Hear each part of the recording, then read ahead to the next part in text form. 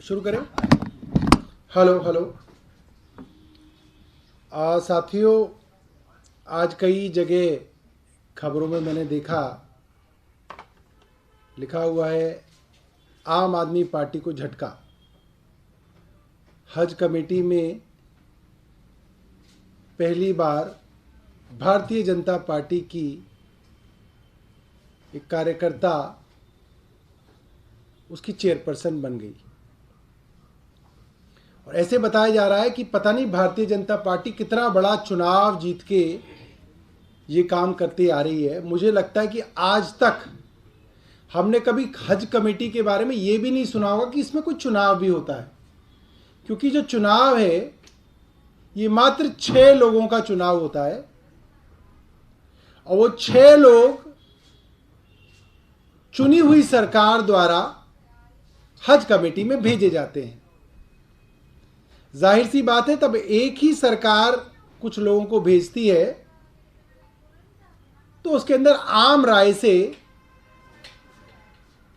एक मेंबर जो है उसके अंदर हज समिति के अध्यक्ष या अध्यक्षा बनते हैं।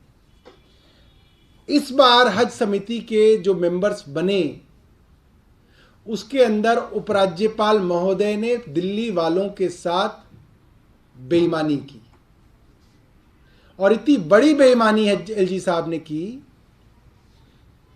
कि जो नाम सदियों से वर्षों से चुनी हुई सरकार भेजा करती थी उनको चोरी छुपे बदलकर नए नामों को डाल दिया गया। अब जब आप अपने नाम ही बदल दिए तो आप ही का बनाया हुआ आदमी कोई मेंबर बनेगा और आप ही का बनाया हुआ कोई मेंबर उनमें से चेयरपर्सन बनेगा। इसमें क्या बड़ा काम कर दिया बेईमानी से।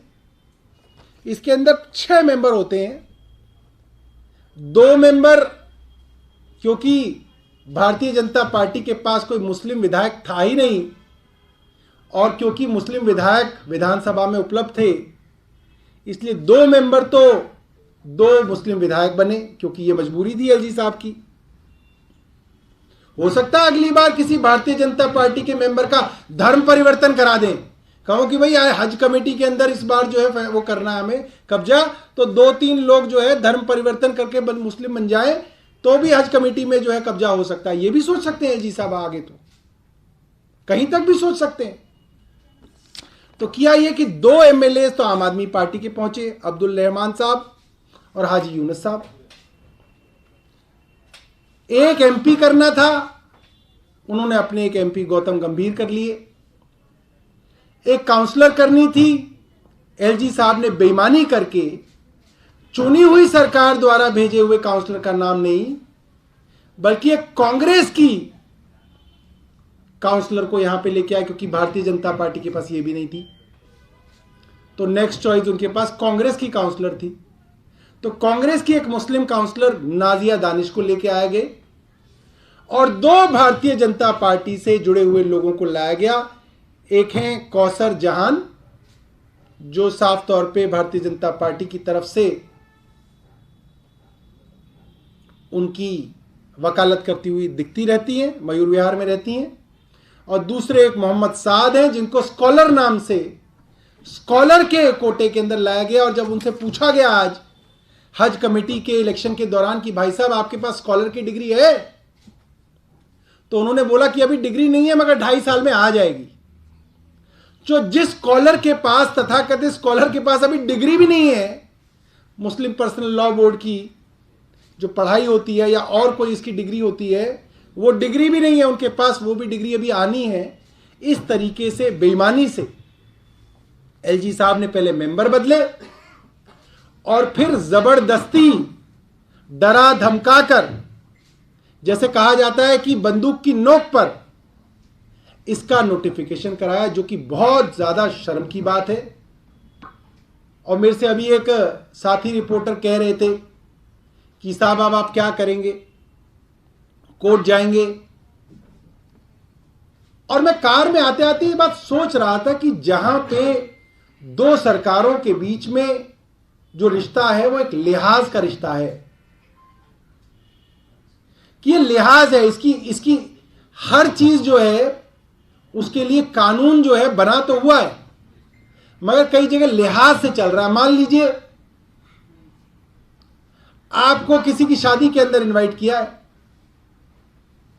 बारात के अंदर आप जा रहे हैं, आप भी दूल्हे वाली ड्रेस पहन के चले जाएं, आप भी सर पे मुकुट लगा के आ जाएं, कोई क्या कहेगा आपको? कोई ये तो कहेगा नहीं कि भाई तुम कैसे आ गए। मगर एक लिहाज है कि दूल्हा जो है वही है जो शेरवानी पहन के आएगा और सर के ऊपर जो है पगड़ी पहन के आएगा। ये कोई ना कि आप भी वहां पे आ जाए, कहे कि नहीं मैं भी दूल्हा हूं। ये एलजी साहब काम कर रहे हैं। जो छोटी छोटी शर्म लिहाज राजनीति के अंदर, प्रजातंत्र के अंदर और हमारे संवैधानिक सेटअप के अंदर थी, उन सभी लिहाजों को एलजी साहब खत्म करते जा रहे हैं। सारे इंस्टीट्यूशंस खत्म करते जा रहे हैं। एलजी साहब के पास कोई पावर नहीं है कि वो इस तरीके से हज समिति के अंदर बेईमानी से मेंबर्स बनाए, मगर एलजी साहब ने ये काम किया है और पूरी दिल्ली को उन्होंने आज शर्मसार किया है। कोई आपके पास सवाल हो तो आप पूछ सकते हैं। जब हमने बात की चुनाव के बाद, उन्होंने कहा कि भारतीय जनता पार्टी मुस्लिमों के साथ खड़ी रही है, नरेंद्र मोदी का काम देखे सबका साथ सबका विकास, और हमारा चुनाव भी इसी के तहत हुआ, हम काम करेंगे सरकार के साथ मिलकर आम आदमी पार्टी। किन्होंने कहा? कौसर जहां। तो ठीक है, हम तो मुस्लिम, अपने मुस्लिम भाइयों को भी बधाई देते हैं फिर कि अगर इतनी अच्छी पार्टी से हज कमेटी जो है आ गई है तो ये तो सबके लिए बड़े विचार की बात है, अच्छी बात है। अगर भाजपा ये काम करना चाहती है तो करना चाहिए, बहुत अच्छी बात है। मगर जो कांग्रेस की पार्षदा का रवैया था वो सवालों में है कि कांग्रेस की पार्षद इस चुनाव में गायब रही हैं, क्योंकि अगर कांग्रेस की पार्षद आ जाती तो 6 वोटों में पता चल जाता कि कांग्रेस की पार्षद ने वोट आम आदमी पार्टी को दिया है या मुस्लिमों की चिंता करने वाली भारतीय जनता पार्टी को दिया है। इसीलिए कांग्रेस की जो पार्षद को एलजी साहब ने भेजा, जिनका नाम है नाजिया दानिश, वो चुनाव में आई नहीं, क्योंकि अगर वो चुनाव में आ जाती तो उनसे उनके समाज के लोग पूछते हैं कि आपने वोट भाजपा को क्यों दिया, तो भाजपा को तो दे नहीं सकती थी। और अगर आम आदमी पार्टी को वोट दे देती तो ये टाई हो जाता, तो 3 एक तरफ 3 दूसरी तरफ हो जाते, जो कि कांग्रेस पार्टी नहीं चाहती थी। तो कुल मिलाके ये कांग्रेस और भाजपा की मिलीभगत से आज हज कमेटी के अंदर एक भारतीय जनता पार्टी की कार्यकर्ता और भारतीय जनता पार्टी की आइडियोलॉजी को मानने वाली एक महिला हज समिति की अध्यक्षा बनी है। मैं सभी उन मुस्लिम भाइयों को मुबारकबाद देता हूं जिन्होंने कांग्रेस को जिताया है, जिन्होंने कांग्रेस के काउंसलर्स को जिताया है। कांग्रेस अब उनका जो मन था, जो वो चाहते थे, वो कांग्रेस अब पूरा कर रही है दिल्ली के अंदर। सर, ये नाजिया दानिश वही है जिनके लिए आप कह रहे थे कि ये अध्यक्ष बनेंगी, इसलिए उनको बनाया, इनको बायकॉट कर रही है कांग्रेस? बिल्कुल, हमने आपको पहले ही बताया था, लेकिन उनको अध्यक्ष नहीं बनाया गया कि ये पूरी की पूरी प्लानिंग थी कि एक कांग्रेस की मुस्लिम पार्षदा को लाके उन्हें अध्यक्ष बनाने की कोशिश की जाएगी। मगर जब सवाल उनकी कॉन्स्टिट्यूएंसी में उनको वोटरों ने उनसे सवाल करने लगे कि आप बीजेपी के साथ मिलकर अध्यक्ष बनेंगी, तो वो इससे पीछे हट गई। और जाहिर सी बात है, पीछे हट के भी उन्होंने फायदा जो है भारतीय जनता पार्टी का कराया और भारतीय जनता पार्टी की महिला को उन्होंने अध्यक्षा बनाया। सौरभ जी, एक सवाल इससे के है, अरविंद केजरीवाल जी ने वादा किया हुआ 2025 तक यमुना साफ करनी है, उसमें डुबकी लगवानी है, तो वादा केजरीवाल जी का है और आज यमुना साफ करते हुए एलजी साहब दिखाई देंगे। इंटेंस क्लीनिंग ऑपरेशन जो है वो शुरू कर रहे हैं यमुना के फ्लड प्लेन पर। भाई, मुख्यमंत्री ने अगर वादा किया है तो हम सबके मुख्यमंत्री हैं। मेरा भी कर्तव्य है कि मैं यमुना साफ करूं, आपका भी कर्तव्य है ये यमुना साफ करें। और एलजी साहब के भी मुख्यमंत्री जो है अरविंद केजरीवाल हैं, तो वो भी अगर अपने मुख्यमंत्री के लिए कुछ काम करना चाहते हैं तो करें, बहुत अच्छी बात है। बल्कि मुख्यमंत्री जी के और कार्यों में भी वो हाथ बटाएं, क्योंकि बहुत ज़रूरी है। हमें पानी की भी बहुत जगह ज़रूरत है।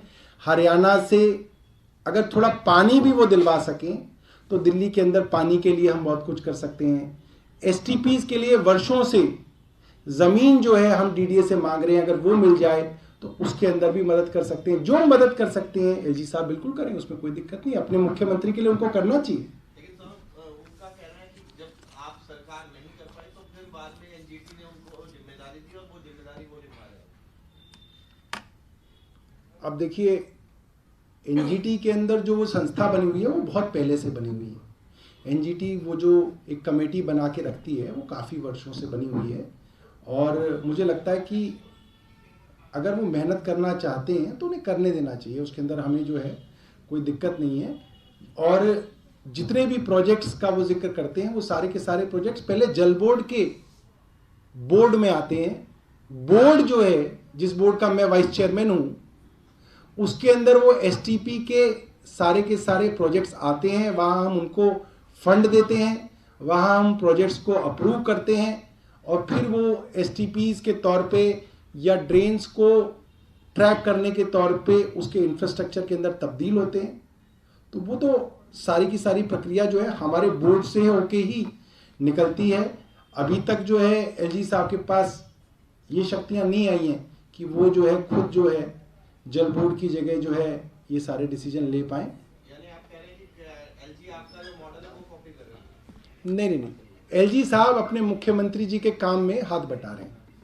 एलजी साहब को बटाना चाहिए, और भी काम करने चाहिए। थोड़ा सा कानून व्यवस्था पे भी काम करना चाहिए। मोदी जी का भी थोड़ा हाथ बटाना चाहिए, उस पर भी थोड़ा काम करना चाहिए। थोड़ा थाने वगैरह की विजिट करनी चाहिए, डीसीपी से मिलना चाहिए। आजकल देखिए कितनी हत्याएं हो रही हैं, बलात्कार हो रहे हैं, महिलाओं के साथ अत्याचार हो रहे हैं, इन पे भी काम करना चाहिए। सर, एक अरविंद केजरीवाल जी ने आज मुख्यमंत्री ने ट्वीट करके कहा कि दिल्ली की हवा जो है वो साफ हुई है बीते लंबे समय के बाद, और जो टॉप 10 है पॉलिटिक्स उनसे भी बाहर हो गए। मुंबई इसमें टॉप है अभी।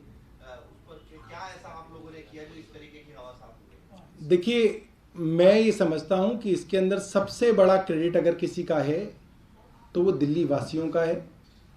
दिल्ली वासियों को कई वर्षों तक ये कह के बदनाम किया गया कि दिल्ली वाले प्रदूषण फैलाते हैं, मगर मैं ये बात आज गर्व से कह सकता हूँ कि अगर कोई ऐसा राज्य है जहाँ पे थर्मल पावर प्लांट्स बंद हुए तो वो दिल्ली है। अगर कोई ऐसा राज्य है जहाँ पे फर्नेसेस जो कोयले पे चलते थे वो गैस पे शिफ्ट हुए तो वो दिल्ली है। अगर कोई ऐसा राज्य है आसपास के राज्यों में भी जहाँ पे जनरेटर सेट्स बंद हुए क्योंकि 24 घंटे बिजली आई तो वो दिल्ली है। और दिल्ली वालों ने बहुत सारे अपनी आदतों के अंदर तब्दीलियां करके भी इस पोल्यूशन को कम किया है, और मैं दिल्ली वालों को इसके लिए बधाई देना चाहता हूं कि उनकी मेहनत रंग ला रही है।